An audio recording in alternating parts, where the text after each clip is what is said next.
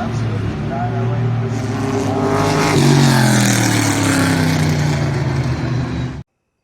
Hello everybody, welcome back to Forza Horizon 5 with another RallyCross build. This is a Safari Rally inspired 370Z from Forsberg Racing. I think it's a fantastic addition to this game. It looks incredible, and I think it might not actually be all that bad, because it's, well, already mostly a rally car. So we have a whole lot of components. We got fancy suspension, we got better tires now. Do we already have rally tires installed? We already have rally tires installed, so there's that. We have not the biggest tires in the world. I would have liked better, but you know, it is what it is. There is aero already on the vehicle, so it's set in that department. We've already got, I would have thought we would have had race brakes. We already have rally shocks, all this stuff. We got a full cage already. We'll drop it down to 2,900 pounds. Not great, not terrible. And then let's see how much power we can get in this thing. It's gonna be a decent amount, probably about 550, maybe pushing 575. We are gonna need to swap the aspiration.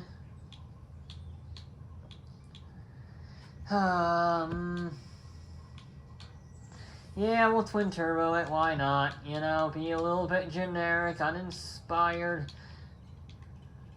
So if we do that, then we can take off a few other components. We'll take you off. There's that. Then we can go to here, put you on, and then we can finish it off with, I think, a flywheel ought to do it. Yep, there we go. 711 horsepower, 550 torque. It's already a full-blown rally car, and it weighs 2,900 pounds. More in line with the MG than the Ferrari, we'll go with that much. Our target is the Ferrari 250 GT short wheelbase, which is a 102.66. I don't know if this will beat it because it is significantly heavier. It has a lot more horsepower, but horsepower is not as important on this stage as previous build series. These last two builds have been very handling focused, lightweight favoring. We didn't fall off. We almost did, but we didn't. And that's all that matters. This also just has less downforce, because of course I can't tune the vehicles unless it physically has a problem with gearing or something. Which means this is running at stock aero. And it's nowhere near as much as the Forza aero that you get when you put the wing on. So sure, it's got aero from the factory, but that actually means based on my tuning I get less than if I had a wing to put on it. Which is not ideal in a situation like this, which is a very handling-focused track,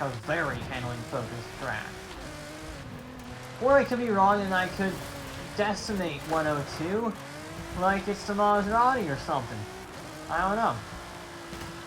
Things seem to be very strange. I didn't think the Ferrari would stand much of a chance against the Peugeot, but they're pretty much identical, so I could be wrong. I could be completely wrong. Either way, I adore this car.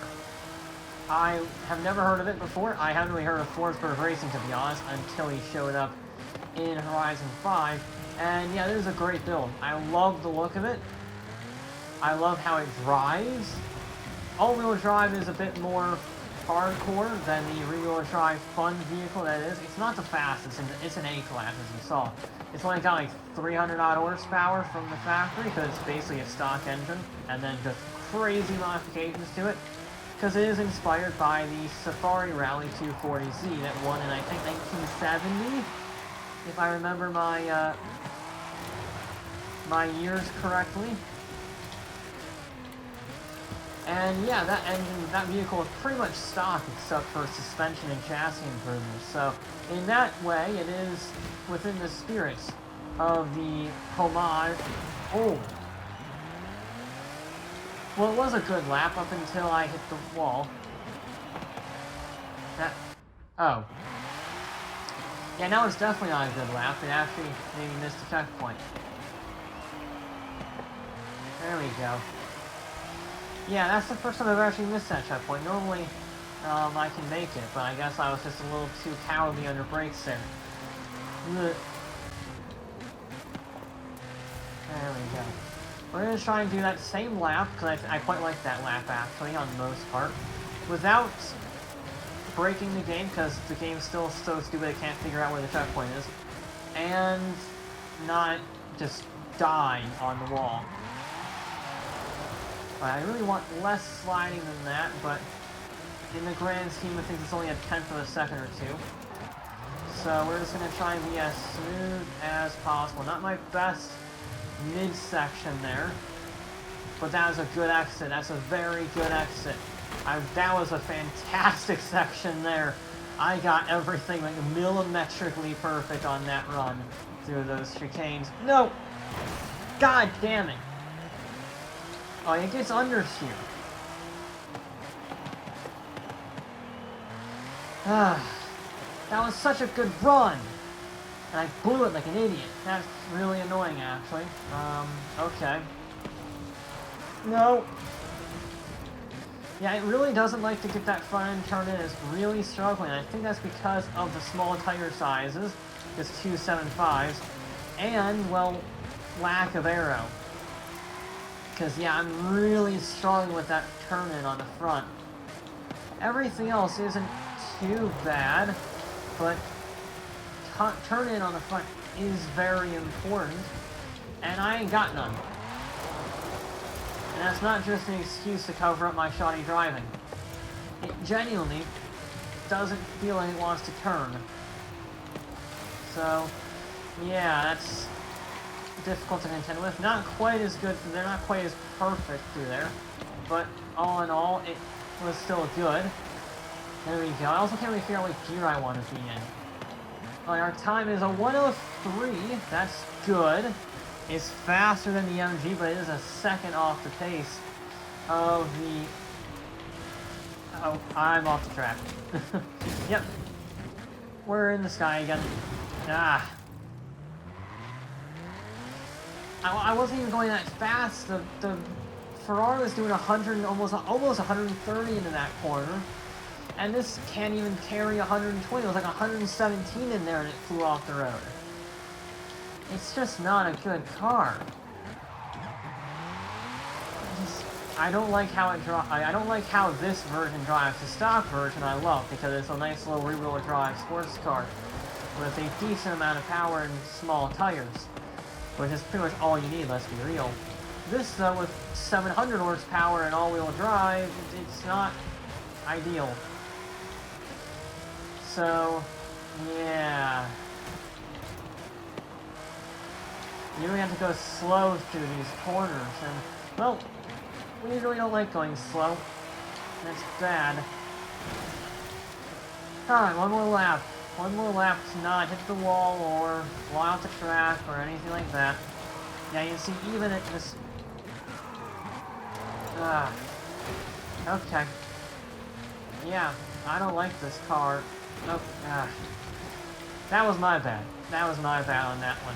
Hitting the wall right there. Yeah, that was on me. I will take full responsibility for that and pretty much only that. Because this thing is understeery. Yep. Yeah, okay. Thank you for that. Thank you. You don't deserve a top 5. You don't deserve a podium. You're going to be on the podium, but I'm not really sure you deserve it, Dotson. Okay. I got one good run.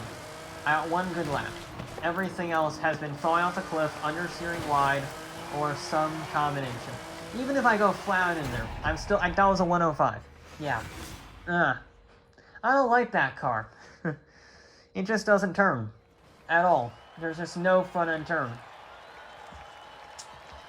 That's disappointing, because I love the look of it, I love the premise, and I love the stock car, but in S1 class, it's not great. You can extract more speed, but it's not easy, because you have the acceleration, you have the rear end grip, but the front end, well, the rest of it lures you into a false sense of security and you fly off the road.